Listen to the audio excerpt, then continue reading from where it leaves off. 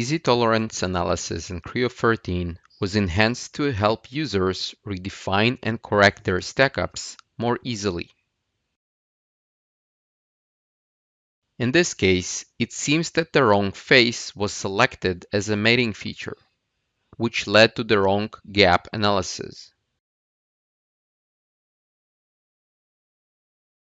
While using the Show Stackup tool, I can review the mating surfaces in the stackup and identify the mistake.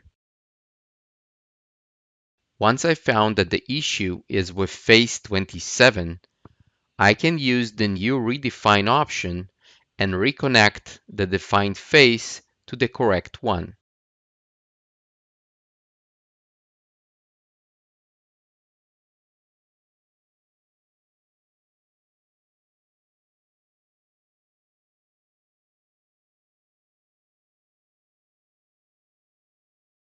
In addition, with this release, we have also introduced a new duplicate option, which allows the user to quickly copy a stack and explore different kind of updates to it without impacting the original one.